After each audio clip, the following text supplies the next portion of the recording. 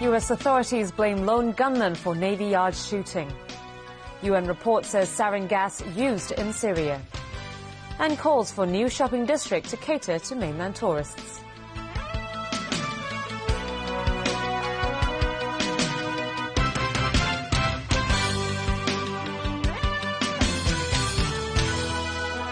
Good evening. 13 people, including the gunman, were killed in yesterday's shooting rampage in the Washington Navy Yard. Authorities are still trying to come up with a motive for the attack. They say the gunman had flares of rage, as well as several run-ins with law enforcement. Horror at the Washington Navy Yard. Staff were evacuated after the gunman entered the premises with a valid pass and started firing inside one of the buildings yesterday morning.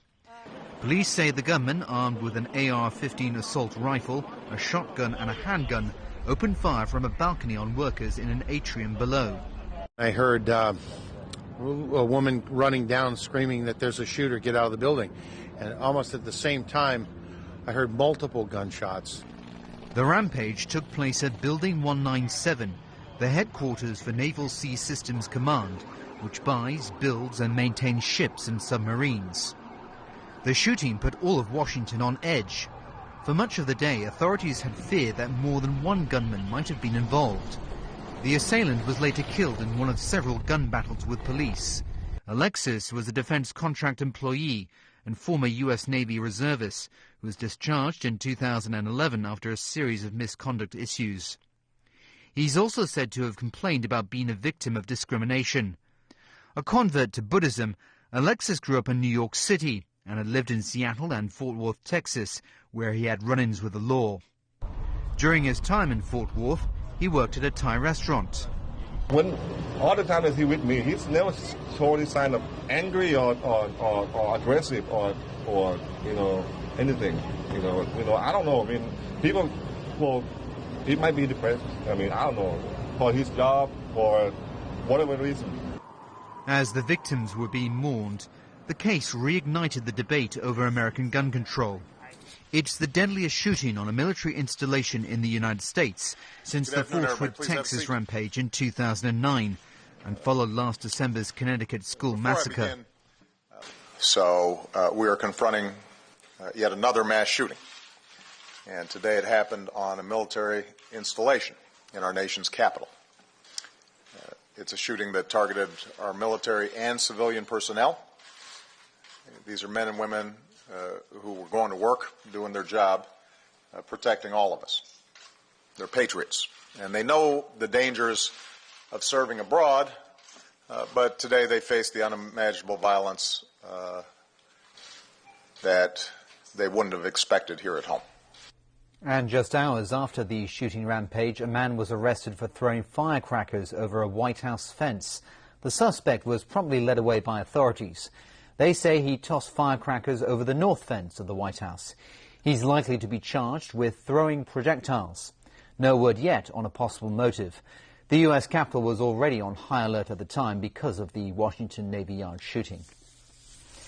And to other news now, the debate rages on as to who used chemical weapons in Syria after a United Nations report concluded there was no doubt sarin gas was used in an attack outside Damascus last month. UN Secretary General Ban Ki-moon called the attack a war crime. Alan Buckner reports. The UN chief said the report shows that rockets and rocket fragments used in the August 21st attack carried sarin gas. The findings are beyond doubt and beyond the pale. This is a war crime and grave violation of the 1925 Protocol and other rules of international law. But the report prepared by Professor Akka Selstrom did not point any fingers at who might have launched the attack. It was the team's job to determine whether and to what extent chemical weapons were used, not who used them.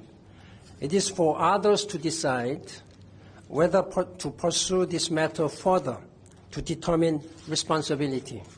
The United States, which earlier had said it had proof chemical weapons were involved. We understand some countries did not accept on faith that the samples of blood and hair that the United States received from people affected by the August 21 attack contained sarin. But now Dr. Sellstrom's samples show the same thing. And it's very important to note that the regime possesses sarin, and we have no evidence that the opposition possesses sarin.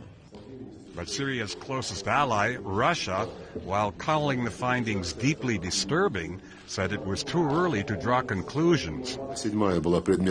Russian Foreign Minister Sergei Lavrov said Syrian government claims that the opposition forces were responsible can't be shrugged off.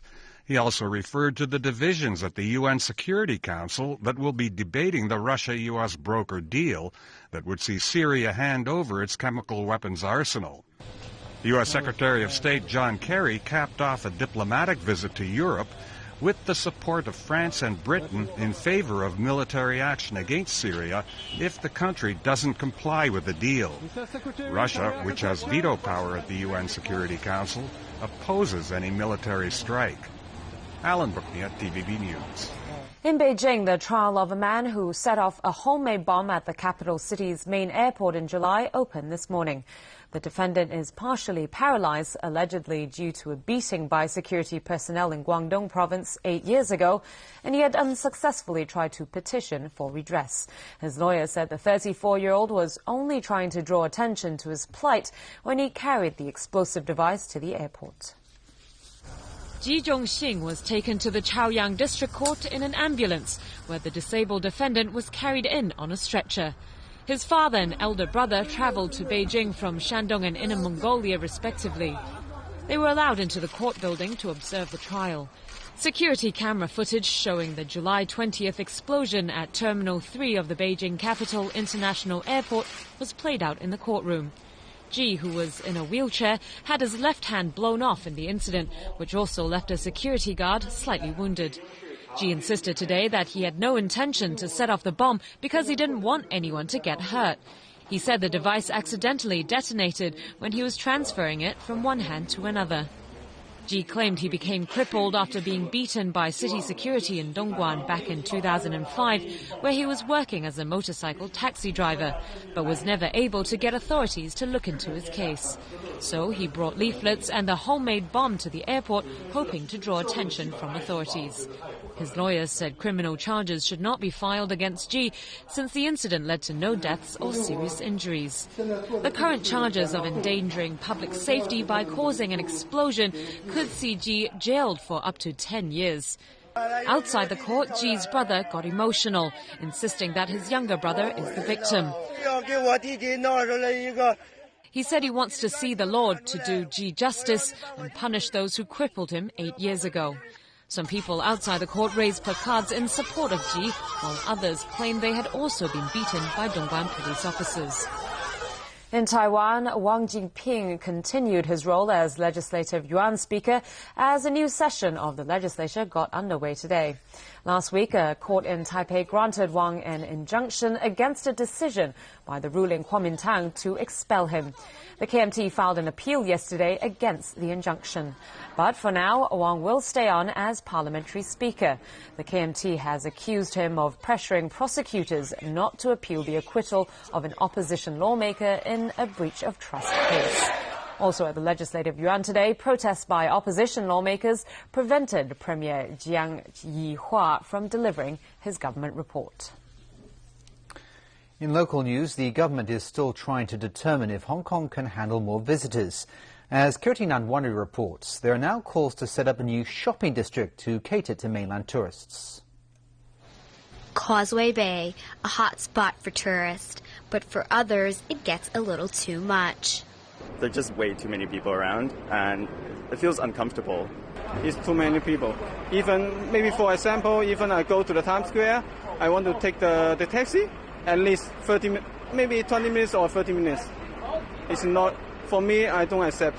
And there's debate on just whether Hong Kong can handle a further influx of tourists. It depends on how Hong Kong can absorb this kind of mainlanders, the visitors. If it is capable, it's good because like the tribalism is good for them.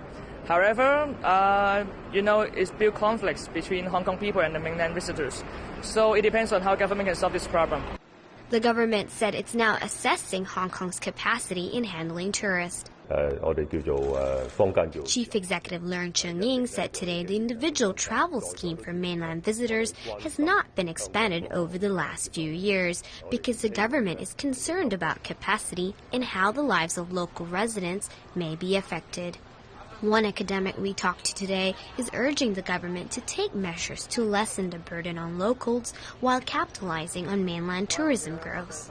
They love shopping, so we set up huge shopping mall, outlets more in Tin Shui Wai or in Tung Chung. They need not travel long distance from Lo Wu to the traditional area, Causeway Bay, Mong Kok and Tsim Sha Tsui.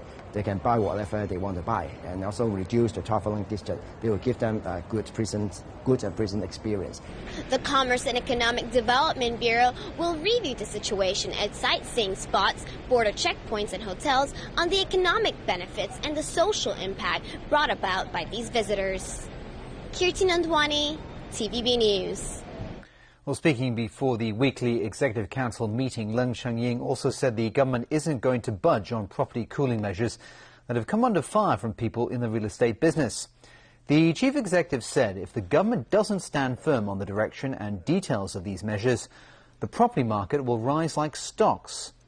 He said that won't be good for the financial system or housing affordability. He said the government must insist on keeping these cooling measures to make sure the property market is kept stable. The measures include a series of stamp duties on property transactions.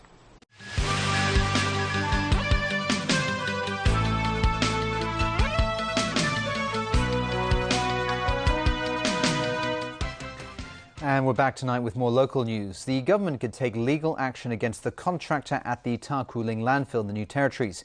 It comes after liquid waste was found leaking from the landfill in July, with more problems discovered this month, even after repairs were carried out. Vicky Kung reports. Despite repair work carried out on the impermeable lining at the landfill's temporary wastewater storage facility, the fallout from this summer's leakage crisis at Ta Koo Ling continues. Now the government is deciding whether or not to sue the landfill's contractor. Today, lawmakers at a electrical committee meeting demanded the government review other flaws, such as the choice of materials for the lining. You say they've done the sums and they are able to bear the tension and the loading. Finally, there were two holes, half the size of a tire. Was the estimate by the engineer not up to standard? Others criticized the government for delaying public disclosure of the spill for a month. I hope that in the future, for notifying the public about this kind of incident, the government should react faster. The government maintained it immediately told farmers in the area, but admitted there was room for improvement. As to whether we could have informed more people, of course, we can review that. The government says it can't identify the cause of the plastic lining rupture until it receives a report from the landfill contractor. But officials say the water is fine now. Now you can look at the situation on the 9th of September. You can see that the water was clear, and we don't need to take water samples because the water is clean, it's clear, it's not smelly. The Environment Secretary, meanwhile, explained why water tested on September 2nd was still dirty despite the protective lining being fixed several days earlier. After the 27th of July, some leachate remained on the soil surface, and then after the rainy season, parts of the leachate were drained into the Nowla. Vicky Kong, TVB News. The police have arrested 7 people suspected of online auction fraud involving more than $460,000. One of the suspects was taken to his home in Sha Tin this afternoon, where the police seized a large amount of evidence. Officers arrested the 3 men and 4 women aged between 16 and 39 who allegedly posed as sellers of concert tickets and electronic appliances, but never delivered the goods after receiving payments. They're also believed to have posed as buyers, tricking sellers into giving them goods with fake checks. A government subsidy scheme to help phase out old diesel trucks did not work out as planned after owners complained that subsidy offers were not good enough. Now the authorities are considering to increase subsidies by about 10% in a bid to gain support for the scheme. Rani Samtani reports. Under the original plan announced in the budget earlier this year, owners of old commercial diesel trucks that use Euro 3 or earlier engine models would be entitled to a subsidy scheme. They could choose between getting money to trade in for a new vehicle or just get rid of their old trucks. But many were upset that the subsidy for trade-ins was higher than for those who wanted to get rid of their vehicles. According to sources, the new and improved plan will give both options the same rate of subsidy, which will also be increased overall. From the original 18 to 30% of the vehicle's taxable value, the subsidy is now expected to be between 20 and 30%. For example, the owner of a truck powered by a Euro 1 engine would have only got $50,000 if they gave it up under the original plan. But the owner might get more than $130,000 under the new proposal. A transport union spokesman said the new proposal is much more acceptable than the old one. He expects up to 30% of the owners who are nearing 60 years old will want to take the subsidy and retire. The government has also agreed to extend the retirement age for Euro 2 and 3 vehicles by a year. The overall subsidy rate is expected to increase by 10%, which means it may end up being more than the budgeted $100 billion. Can spending billions of dollars really improve the air quality? Previous studies have shown that getting rid of the Euro 3 and other diesel engines will substantially reduce many pollutants in our air. But the government will have to put in other supporting measures to lower the record high nitrogen oxide levels reported this year. Rani Samtani, TVB News. Staff and students of the Christian Zhengshen College on Lantau Island were rendered helpless when their only mode of transport, a boat, broke down earlier this year. But there's more to their troubles. Stephanie Choi has this update. Next time, before complaining about your daily commute, think about the staff and students of Christian Zhengshen College, a drug rehabilitation school in a remote part of Lantau Island. They can only get to campus by boat. The college bought a boat using funds from the Security Bureau's Narcotics Division. 2 months later, the $900,000 vessel broke down despite passing inspections by the Marine Department. Staff and students resorted to taking fishing boats, but were stopped by the Marine Department in late August because the boats were unlicensed. They are now using a boat sponsored by the Liberal Party. But with 20 days left on the lease, they may find themselves boatless once more. 70 staff and students travel back and forth between Chima Wan and Chengchao every day, so there is a pressing need for them to find a boat before the 30-day lease with the Liberal Party is up. Still, there are more problems. When the wind get really big, the wave, is really dangerous to the boat when they try to get on shore. We are right next to a pathway of those jet foil, those big boats crossing to Macau, and so this creates a lot of wave too. These problems, the principal says, can be fixed if the pier is extended after they get a new boat. We need to get a better vessel to bring it across, and also the pier need to be modified. The school has appealed to various government departments for help. So far, it has not heard any response. Stephanie Choi, TVB News. Engineers call it a successful operation. The ill-fated Costa Concordia cruise ship has now been pulled completely upright. The unprecedented 19-hour operation involved wrenching the ship from its side where it capsized off Tuscany in Italy last year. The head of Italy's Civil Protection Agency announced that the ship had reached vertical and that the operation to rotate it was complete. This now allows authorities to search for the missing bodies of 2 of the 32 victims and for the Costa Concordia to eventually be towed away. The ship slammed into a reef off Gilio in January last year after its captain brought it too close to shore in an apparent stunt. He's on trial for alleged manslaughter. And that's the news for tonight. Thanks for watching. Good night.